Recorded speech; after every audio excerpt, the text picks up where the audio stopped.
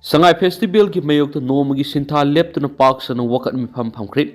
Numidang da mayra pai to na lekai da khongjang sangsin biu COCOMI. Festival asi da saruk yaruba sing masagi oijo oitak thiba sagai ki maitan asibani lawgani khuraijam athawa. Manipur lenga na sinduna ngasi digi hauduna numit tharani pangtokkodoriba Manipur Sangai Festival ki mayok ta ngasi miyam na nomagi sinta lep to na mafam kya wakat mi pham duna khongjang sangsin khrip. Coordinating Committee on Manipur Integrity COCOMI na Sangai Festival boycott tawduna ngasi festival asigi ahoba numit miyamna nomagi sinta leptuna paksana wakat mipam gi khongjang sangsina naba lakthokibani Manipur da lairiba lokya na COCOMI gi khongjang sogatpaga loinana IDP masa gi mayum hanjindriba phawba amati National Highway da free movement miyamna phangdriba phawba Sangai Festival pangthoktana ba PR lenga ki taksinduna lakibani khongjang asina maram oiduna ngasi mahiloisang sing thonglonki Lanai oil pump yauna lanai establishment amata thong hangkidi lambida makhala matiki passenger service tawba gari sing sian kidabana Imphal manungi maru oiba lambi sing ihang hangki adumapo lanai gari kharadi adumak senaki flight service mahauksagum laki Khoirambal ima kaithel ahum yauna Khoirambal kaithel gi akoiba mafam sing Pauna bazar Thangal bazar masum BT road paring da leibu dukan sing thong hangkidi Naga Mapal paring su dukan amata thong hangkidi Imphal gi manung da leriba maru oiba kaithel sing Khurai lamlong kaithel Kongba kaithel singjamai kaithel Ko kaithel Tera kaithel Kunung mamang kaithel Kongba kaithel amadi Andro parking paring da leriba dukan sing thong hangkidi amadi kaithel sing asig akoiba da phamba dukan amata thong hangkidi adumapo pham sing di maoksagum thong hangki ngasi jangsin ki ba khongjang aduga mari leinana COCOMI gi coordinator khuraizam athobana paumi sing da hai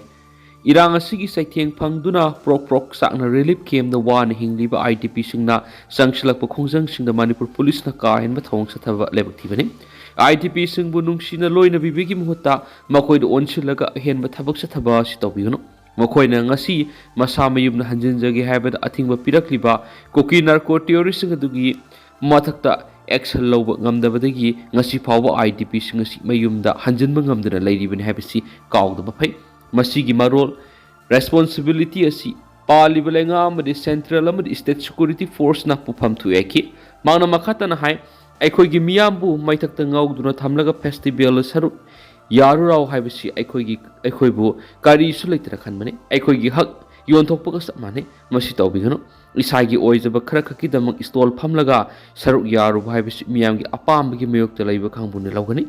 Festival asida saruk yaru haibasi leibak miyam gi mayokta lepa leiba mantingna thoktuna isagi oijo oithak khanba sagai gi maitan asibne hene lawgani Khuraida IDP singa security force ka saunu muna khri irang leitre hairabani na yumda sangjaragi haiduna IDP sing chu samputamna thomjana na ba hona khri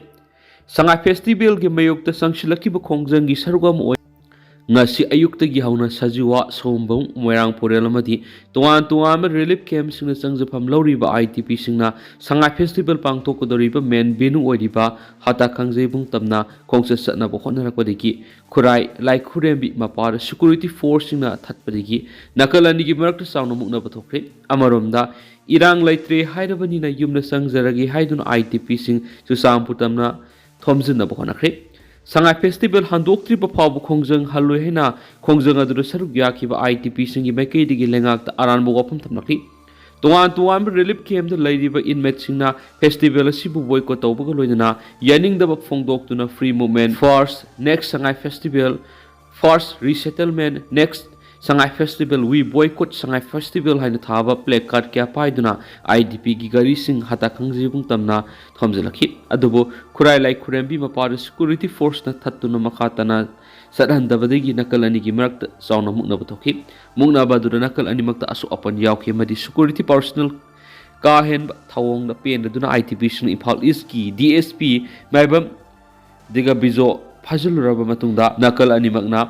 Makhatana khut thanadaba haina yanaba puraklaba matung amuk thadokhi thangdo asigi mari lainana inmate amana phungdokibada laiba asida thoklibi irang asibu loisinduna IDP sing mayumda hanjinhanba highway singa free movement lehenduna hana gum lairaba matamda Sangai Festival samarak hana pangthokpaye अदुबो इरांग असि लुसिनबा तौदना festival असि पांथोकपा हाइबिस इरांग लोइख्रे हाइबगा पांगनी अदुबो ITP सिंग ओइनदि इरांग असि लुसिनदबना ngasi फाव इयुमदा हंजन फंगदना लाइदि मरम असि festival असि हंदोक्त्रिबो फाव खोंजंग हलवाइखि अमरमदा चुसांपुर मैकेदिगी लंजेनरबा ITP सिंग असि नुंगतुल मसागी मयुमदा चंगजरगे हाइदुना थोमजरख्रे लेंगाकी मैकेदिगी state असि इरांग लाइत्रे शांति लाइरि हाइरबनिना मसा मसागी मयुम हंजन हनबिरो हाइना आईडीपी सिंग मैकेदिगी खुलाव लाउदुना थोमजलखिबा मियामगी खोंजंग अदु बिष्णुपुर डिस्ट्रिक्ट की मनुंग सनबा फोगावसाव इखाइदा सिक्योरिटी फोर्स न थत्तुना मखातना सलनखिदि आईडीपी सिंग मैकेदिगी मयुमदा हंजनद्रिबा फाव हल्लोय हाइदुना लंबी मयाइदा फमजिनदुना लाइकि सिक्योरिटी की मैकेदिगी मियामगी मोब अदु कंट्रोल तौनबा टियर गैस फाव कापतुना मियामगी मोब अदु लाक्षिननबा होनाखि अमरोमदना मणिपुर शांति हंजिले है संगाई फेस्टिवल पांथोक्लाबनिना मखोजु सुचामपुर चलगनी हाइना मोइरांग लेब रिलीफ कैंप सिंगी आईडीपी सिंग सुचामपुर तमना चंगसिंख्रे मसिंग यामलबा आईडीपी नुपा मसु नुपी अदुना फोक्सो इखाई कैथेल योरकपुर सिक्योरिटी फोर्स न मखातना चंगसिंदना मियाम अदुबु तनखाइनबा टियर गैस अमसु मौबोमना सिंगबु सिक्योरिटी फोर्स न काखि टियर गैस काबलकोदा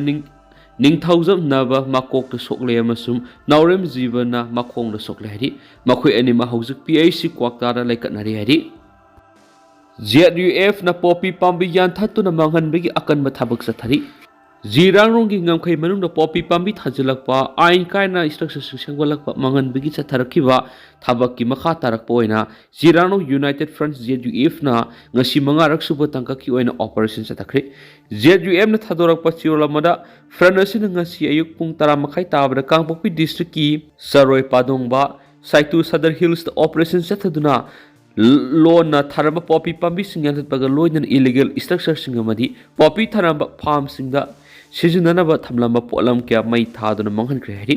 सियोलसिना मखा तारदुना जिरारोंग इनपुइगी इपाइपुना थंबिरंब लमखै मनुंग इलीगल इमिग्रेंट सिंगना लेप्तना लम खोपसिनबा उमंग कोकथोकपा मदी अहांग लम क्या लौसिनबगी थबक लेप्तना सथरखलि जीरांगरोंग मियांगी अवाब यावदना लोना संगसिलखिब इमिग्रेंट सिंगसिना लम लौसिनदुना खुंदा लैताबदा नतना मसाना मसाबु विलेज चिप निंगथौनी हैना लाउथोकलिबा सियुमफम यावदबा मदि सतनबा यारोइदबा वाफमनि हैना फोंदोरखलि जीरांगरोंगी इपाइपुना थंबिरंब लमखै मनुंगदा संगसिलखलिब इलीगल इमिग्रेंट सिंग अयामना मणिपुरी लोल state language ngang mangamdi masimangna makhoi asi yalominati मिरमदगी लापनी हाइबा ताकली मरम असिना ZUF ना अखोई इपाइपुगी लमखै मनुंग असिगुम इलीगल इमिग्रेंट सिंगना लम लौसिलकपा पॉपी थाबना सिंग तौरप यारोय अमदी सिंग मसम तमदा लैरिबि यलोमी सिंग अमत ओइना असिगुम इलीगल इमिग्रेंट सिंग असिदगी सेक्शन मिनासि हाइनु सु अपील तौरकली IGP थेमथिंग संगबना गेटनम खाइदुना सना कुनुंगी कॉम्प्लेक्स संखिबा लैति पुलिस संगाई फेस्टिवल 2025 की मयोग तंगरांग खोंजंग संगसिलखिबा खोंजंग लोय खरा कुनुंगी गेट मनुंगदा संखिबदगी मणिपुर पुलिस की IGP थेमथिंग संगबना गेट ngakliba सिक्योरिटी गार्ड थवंग अतुगी मतन वहंग पहंगनबा संगसिनबनी IGP मसन राज्य सभा की MP सु ओइरिबा निंगथौलाई सेंब सना जावबगी युम ओइरिबा सना कुनुंगी कॉम्प्लेक्स मनुंगदा संखिबा लैति हाइना मणिपुर सरकार की मैकेदिगी सिंगतोरखलि मणिपुर पुलिस की सिरोलमदा माथकी वाफम असि सेंगतोकलदुना हता खंगजिबुंगी अकोइबदा डिस्ट्रिक्ट मजिस्ट्रेट इम्फाल ईस्ट ना थमकिबा अथिंग थुगाइदुना खोंजंग संगसिलखिबा मियाम सिक्योरिटी फोर्स ना मखातना संगसिलक्तना बथिंकी मदुरा खोंजंग संगसिलिबा सिंगी मैकेदिगी पुलिस ता बोतल अहांगबा मदी प्लेकार्ड थोमजलखी मसिद नतन इरांग लक्षिनना होनाबदा सरुग यारिबा IGP थेमथिंग संगबदा खोंजंगना सरुग याखिबे नुपी अमा असु अपन नंगहनबदा नतना फुरुक कांगलुकी खेनबा पंदुना अथीबा वाहिना सई थांखी हरि सिक्योरिटी फोर्स न मियाम इरांग लक्षिनबा तनखाइबदा खोंजंगना सरुग याबा मियोय खरा कोनुंगी गेट ngakliba सिक्योरिटी न अयाबा पीदुना कोनुंग मनुंगदा सेंशन खिबदगी IGP मसाना सिक्योरिटी गार्ड करी के मनुंगदा संघलिबनो हाइना हंखिबा लय दुबो IGP मसाना गेट नमखाइदुना कुनुंगी प्रीमिसेस संखिबा लैति IGP दा सौखोनखिबा नुपी अदु वीडियो फुटेज येंगदुना माकपु मसक खांगदोनबा होनरि मसिगी मथक्ता मथौ तौरिबा पुलिस ऑफिसर अमदा असो अपन हंखिबदुगी दमक भारतीय नया सनितिया BNS Act 2023 की मखादा पोरमपाट पुलिस स्टेशन केस अमा रजिस्टर तौखरे हाइनसु फोंदोरखली मिटोक मसक खांगदोकपा मदि मरमदा हलनबगी थबक लेपसुम लोय N Biren ꯌꯨꯝꯊꯪꯅꯕ ꯂꯩꯕꯥꯛꯁꯤꯡꯗꯒꯤ ꯂꯣꯟ ꯁ꯭ꯇꯦꯠ ꯑꯁꯤꯗ ꯆꯪꯁꯤꯜꯂꯛꯈꯤꯕ ꯏꯂꯤꯒꯦꯜ ꯏꯃꯤꯒ꯭ꯔꯦꯟꯠꯁꯤꯡ ꯃꯁꯛ ꯈꯪꯗꯣꯛꯇꯨꯅ ꯃꯈꯣꯏꯕꯨ ꯃꯁꯥꯒꯤ ꯃꯔꯝꯗ ꯍꯜꯍꯟꯕꯒꯤ ꯊꯕꯛ ꯂꯦꯞꯇꯨꯅ ꯂꯩꯕ ꯆꯨꯝꯗꯦ ꯍꯥꯏꯅ ꯍꯥꯟꯅꯒꯤ ꯆꯤꯞ ꯃꯤꯅꯤꯁꯇꯔ ꯅꯣꯡꯊꯣꯝꯕꯝ ꯕꯤꯔꯦꯟꯅ ꯐꯣꯡꯗꯣꯛꯈ꯭ꯔꯤ꯫ ꯑꯦꯛꯁ-ꯁꯤ-ꯑꯦꯝ ꯑꯦꯟ ꯕꯤꯔꯦꯟꯅ ꯑꯦꯛꯁꯇ ꯊꯥꯗꯣꯔꯛꯄ ꯋꯥꯔꯣꯜ ꯑꯃꯗ ꯃꯍꯥꯛꯅ ꯂꯨꯆꯤꯡꯕ NDA ꯂꯩꯉꯥꯛꯅ ꯃꯇꯝ ꯑꯃꯗ ꯁ꯭ꯇꯦꯠ ꯑꯁꯤꯗꯒꯤ ꯏꯂꯤꯒꯦꯜ ꯏꯃꯤꯒ꯭ꯔꯦꯟꯠꯁꯤꯡ ꯃꯁꯛ ꯈꯪꯗꯣꯛꯅꯕ ꯕꯥꯏꯑꯣꯃꯦꯇ꯭ꯔꯤꯛ ꯂꯧꯕꯒꯤ ꯑꯀꯟꯕ ꯊꯕꯛ ꯍꯧꯈꯤ꯫ ꯃꯇꯝ ꯑꯗꯨꯗ ꯌꯨꯝꯊꯪꯅꯕ ꯁ꯭ꯇꯦꯠꯁꯤꯡꯒꯤ ꯂꯨꯆꯤꯡꯕꯁꯤꯡꯅ ꯌꯥꯅꯤꯡꯗꯕ ꯀꯌꯥ ꯐꯣꯡꯗꯣꯛꯅꯈꯤ꯫ ꯑꯗꯨꯕꯨ ꯉꯁꯤꯗꯤ ꯃꯗꯨꯒꯤ ꯃꯔꯨꯑꯣꯏꯕ ꯑꯗꯨ ꯈꯪꯂꯛꯄꯗꯒꯤ ꯕꯥꯏꯑꯣꯃꯦꯇ꯭ꯔꯤꯛ ꯂꯧꯗꯨꯅ ꯃꯤꯇꯣꯞ ꯈꯪꯗꯣꯛꯄ ꯑꯀꯟꯕ ꯊꯕꯛꯁꯤꯡ ꯇꯧꯅꯔꯛꯂꯤ꯫ ꯃꯤꯖꯣꯔꯥꯝꯗꯁꯨ ꯁ꯭ꯇꯦꯠ ꯂꯩꯉꯥꯛꯅ ꯏꯂꯤꯒꯦꯜ ꯏꯃꯤꯒ꯭ꯔꯦꯟꯠꯒꯤ ꯏꯁꯨ ꯑꯁꯤ ꯈꯪꯂꯛꯄꯗꯒꯤ ꯉꯁꯤꯗꯤ ꯕꯥꯏꯑꯣꯃꯦꯇ꯭ꯔꯤꯛ ꯂꯧꯗꯨꯅ ꯃꯤꯇꯣꯞ ꯈꯪꯗꯣꯛꯇꯨꯅ ꯃꯔꯝꯗ ꯍꯜꯍꯟꯕꯒꯤ ꯑꯀꯟꯕ ꯊꯕꯛ ꯂꯧꯈꯠꯂꯛꯂꯦ ꯍꯥꯏꯔꯤ꯫ ꯂꯥꯏꯕꯛ ꯊꯤꯕꯗꯤ ꯃꯤꯇꯣꯞ ꯃꯁꯛ ꯈꯪꯗꯣꯛꯄꯒꯤ ꯏꯍꯥꯟ ꯍꯥꯟꯅ ꯊꯕꯛ ꯂꯧꯈꯠꯂꯛꯈꯤꯕ ꯁ꯭ꯇꯦꯠ ꯑꯁꯤꯒꯤ ꯑꯣꯏꯅꯗꯤ ꯏꯊꯅꯤꯛ ꯚꯥꯏꯑꯣꯂꯦꯟꯁꯀꯤ ꯃꯤꯡꯗ ꯆꯨꯞ-ꯆꯥꯞꯇ ꯂꯩꯔꯤ꯫ ꯃꯁꯤꯃꯛ ꯑꯇꯝꯅꯅ ꯌꯥꯝꯅ ꯁꯛꯇꯤ ꯂꯩꯕ ꯒ꯭ꯔꯨꯞ ꯈꯔꯒꯤ ꯈꯨꯖꯤꯜ ꯊꯧꯔꯥꯡꯅꯤ꯫ ꯏꯔꯥꯡ ꯑꯁꯤ ꯊꯑꯣꯏꯅ ꯊꯣꯛꯍꯟꯗꯨꯅ ꯁ꯭ꯇꯦꯠ ꯑꯃꯗꯤ ꯁꯦꯟꯇ꯭ꯔꯦꯜ ꯂꯩꯉꯥꯛꯅ ꯏꯂꯤꯒꯦꯜ ꯏꯃꯤꯒ꯭ꯔꯦꯟꯠꯒꯤ ꯏꯁꯨ ꯑꯁꯤ ꯁꯦꯀꯦꯟꯗꯔꯤ ꯑꯣꯏꯅ ꯂꯧꯍꯟꯕꯒ ꯂꯣꯏꯅꯅ ꯏꯁꯨ ꯑꯁꯤ ꯅꯥꯊꯩꯈꯤꯅꯕ ꯍꯣꯠꯅꯔꯛꯄꯅꯤ꯫ ꯃꯔꯝ ꯑꯁꯤꯅ ꯁ꯭ꯇꯦꯠ ꯑꯃꯗꯤ ꯁꯦꯟꯇ꯭ꯔꯦꯜ ꯂꯩꯉꯥꯛꯅ ꯏꯂꯤꯒꯦꯜ ꯏꯃꯤꯒ꯭ꯔꯦꯟꯠꯁꯤꯡ ꯕꯥꯏꯑꯣꯃꯦꯇ꯭ꯔꯤꯛ ꯂꯧꯗꯨꯅ ꯃꯁꯛ ꯈꯪꯗꯣꯛꯄꯒ ꯂꯣꯏꯅꯅ ꯃꯈꯣꯏꯕꯨ ꯃꯔꯝꯗ ꯍꯜꯍꯟꯕꯒꯤ ꯊꯕꯛ ꯂꯦꯞꯇꯨꯅ ꯂꯩꯕ ꯆꯨꯝꯗꯦ ꯍꯥꯏꯅꯁꯨ ꯑꯦꯛꯁ ꯆꯤꯞ ꯃꯤꯅꯤꯁꯇꯔ ꯅꯣꯡꯊꯣꯝꯕꯝ ꯕꯤꯔꯦꯟꯅ ꯂꯩꯉꯥꯛꯀꯤ ꯄꯨꯛꯅꯤꯡ ꯆꯤꯡꯁꯤꯜꯂꯛꯈꯤ꯫ ꯄꯟꯕ ꯌꯥꯕꯗꯤ ꯃꯤꯖꯣꯔꯥꯝ ꯂꯩꯉꯥꯛꯅ ꯁ꯭ꯇꯦꯠ ꯑꯁꯤꯒꯤ ꯗꯤꯁꯇ꯭ꯔꯤꯛ 11ꯗ ꯃ꯭ꯌꯥꯟꯃꯥꯔꯗꯒꯤ ꯂꯥꯟꯖꯦꯟꯅꯔꯛꯄꯗꯒꯤ ꯆꯪꯖꯐꯝ ꯄꯤꯔꯤꯕ ꯔꯤꯐ꯭ꯌꯨꯖꯤ 138,000ꯒ 213ꯒꯤ ꯃꯅꯨꯡꯗ ꯕꯥꯏꯑꯣꯃꯦꯇ꯭ꯔꯤꯛ ꯂꯧꯕꯒꯤ ꯊꯕꯛ ꯆꯥꯗ 89.15 ꯂꯣꯏꯔꯦ ꯍꯥꯏꯅ ꯑꯥꯏꯖꯣꯜꯗꯒꯤ ꯑꯣꯐꯤꯁꯤꯌꯦꯜꯁꯤꯡꯅ ꯍꯟꯗꯛꯇ ꯐꯣꯡꯗꯣꯔꯛꯄ ꯂꯩꯈ꯭ꯔꯕꯅꯤ꯫ ꯍꯧꯖꯤꯛꯇ ꯐꯪꯕ ꯌꯥꯝꯅ ꯊꯥꯖꯅꯤꯡꯉꯥꯏ ꯑꯣꯏꯔꯤꯕ ꯄꯥꯎ ꯑꯃꯅ ꯂꯩꯉꯥꯛꯅ ꯁꯉꯥꯏ ꯐꯦꯁꯇꯤꯚꯦꯜ ꯄꯥꯡꯊꯣꯛꯅꯕ ꯍꯣꯠꯅꯔꯛꯄꯒꯤ ꯃꯥꯌꯣꯛꯇ ꯀꯣꯀꯣꯃꯤꯅ ꯍꯞꯇꯥꯈꯥꯡꯖꯩꯕꯨꯡ ꯃꯃꯥꯡꯗ ꯉꯔꯥꯡ ꯈꯣꯡꯖꯪ ꯆꯪꯁꯤꯟꯕꯗ ꯄꯨꯂꯤꯁꯅ ꯐꯥꯕꯒꯤ ꯃꯊꯛꯇ ꯇꯝꯊꯤꯅ ꯐꯨꯈꯤꯕ ꯀꯣꯀꯣꯃꯤꯒꯤ ꯃꯤꯗꯤꯌꯥ ꯀꯣꯑꯣꯔꯗꯤꯅꯦꯇꯔ ꯂꯥꯏꯈꯨꯔꯝ ꯖꯌꯦꯟꯇ ꯉꯁꯤ ꯍꯛꯆꯥꯡꯒꯤ ꯐꯤꯕꯝ ꯂꯨꯁꯤꯜꯂꯛꯄꯗꯒꯤ ꯖꯦꯅꯤꯝꯁꯀꯤ ICU ꯌꯧꯈ꯭ꯔꯦ ꯍꯥꯏꯔꯤ꯫ ꯖꯌꯦꯟꯇ ꯍꯧꯖꯤꯛ ꯖꯦꯅꯤꯝꯁꯀꯤ ICUꯗ ꯑꯀꯟꯕ ꯃꯑꯣꯡꯗ ꯇ꯭ꯔꯤꯠꯃꯦꯟ ꯆꯠꯊꯔꯤ ꯍꯥꯏꯅꯁꯨ ꯊꯥꯖꯅꯤꯡꯉꯥꯏ ꯑꯣꯏꯔꯤꯕ ꯄꯥꯎ ꯑꯃꯅ ꯃꯈꯥ ꯇꯥꯔꯤ꯫ ꯁꯣꯁꯤꯌꯦꯜ Okay ꯃꯤडिꯌꯥꯗ guys, ꯁꯟꯗꯣꯔꯛꯂꯤꯕ ꯚꯤꯗꯤꯑꯣ tuni he ꯐꯨꯇꯦꯖꯀ meitai te to ꯂꯣꯏꯅꯅ ki boy sim tawa ꯈꯣꯡꯖꯪꯒꯤ ꯊꯣꯛꯂꯤꯕ ꯏꯔꯥꯡ ꯑꯁꯤ ꯀꯨꯀꯤꯁꯤꯡꯅ emergency ꯗꯣꯛꯇꯔꯗꯒꯤ ya ꯌꯦꯟꯊꯣꯔꯛꯄꯒꯤ ꯁꯛꯇꯝ post ꯑꯃꯅꯤ lam kai ꯍꯥꯏꯕꯒ ka ꯂꯣꯏꯅꯅ delu he ka post wi la ꯀꯨꯀꯤꯁꯤꯡꯅ set ꯋꯥ thim meng ta ꯉꯥꯡꯕꯒꯤ ꯚꯤꯗꯤꯑꯣꯒꯤ ꯁꯛꯇꯝ ꯑꯁꯤꯒ ꯂꯣꯏꯅꯅ ꯊꯥꯗꯣꯔꯛꯂꯤ꯫ tu he mei chang hung tung lai po mei chang tung pha meitai te chung ki satau dan ta meitai te he to ho apok dung dung wa ma ho pok dung dung tawa keu chu ka pan nai pu wa ready ka tawa keu le zia wang wang ka ta ki khoi per ga IC calling receive la receive ꯑꯁꯤꯁꯤꯅꯤ ꯑꯩꯈꯣꯏ ꯉꯁꯤ ꯊꯕꯛ ꯇꯧꯊꯣꯔꯛꯀꯗꯧꯔꯤꯕꯁꯦ ꯁꯦ ꯁꯗꯍꯤꯜ ꯗꯤꯁꯇ꯭ꯔꯤꯛꯀꯤ ꯃꯈꯥꯗ ꯂꯩꯔꯤꯕ ꯄꯣꯡꯔꯤꯡꯔꯣꯡ ꯆꯔꯣꯏ ꯄꯥꯟꯗꯣꯡꯕ ꯍꯥꯏꯅꯁꯨ ꯈꯪꯅꯕ ꯂꯝ ꯑꯗꯨꯗꯅꯤ꯫ ꯃꯁꯤ ꯀꯨꯀꯤꯒꯤ ꯂꯝ ꯅꯠꯇꯦ, ꯑꯩꯈꯣꯏ ꯖꯤꯂꯤꯡꯔꯣꯡ ꯏꯄꯨꯒꯤ ꯂꯝꯅꯤ, ꯅꯥꯒꯥꯒꯤ ꯂꯝꯅꯤ꯫ ꯑꯗꯨꯗ ꯋꯥꯔꯅꯤꯡ ꯄꯤꯔꯛꯈ꯭ꯔꯤꯕꯁꯨ ꯀꯨꯏꯈ꯭ꯔꯕꯅꯤ꯫ ꯉꯁꯤꯅ ꯐꯥꯔꯁ ꯑꯦꯟ ꯂꯥꯁꯅꯤ ꯃꯈꯣꯏꯒꯤꯗꯃꯛ꯫ ꯉꯁꯤꯗꯒꯤ ꯑꯃꯨꯛ ꯂꯝ ꯍꯦꯟꯈ꯭ꯔꯗꯤ ꯁꯤ ꯄꯣꯄꯤ ꯊꯨꯒꯥꯏꯕ ꯈꯛꯇ ꯅꯠꯇꯅ ꯃꯤ ꯐꯥꯎ ꯑꯦꯇꯦꯛ ꯇꯧꯔꯛꯈ꯭ꯔꯒꯅꯤ ꯍꯥꯏꯕꯁꯤ ꯋꯥꯐꯝꯁꯦ ꯃꯦꯗꯤꯌꯥꯒꯤ ꯁꯥꯏꯗꯒꯤ ꯑꯗꯨꯝ ꯈꯪꯍꯟꯖꯕꯅꯤ꯫ ꯌꯦꯡꯉꯨ ꯂꯧꯁꯦ, ꯄꯣꯄꯤꯒꯤ ꯂꯧ ꯈꯛꯇꯅꯤꯁꯦ, ꯂꯣꯏꯅ ꯀꯨꯀꯤꯅ ꯇꯧꯔꯤꯕꯁꯦ꯫ ꯁꯤꯁꯤꯅꯤ ꯍꯧꯖꯤꯛ ꯂꯣꯏꯅ ꯇꯧꯊꯔꯛꯀꯗꯣꯏꯅꯤ꯫ ꯍꯩꯇꯦ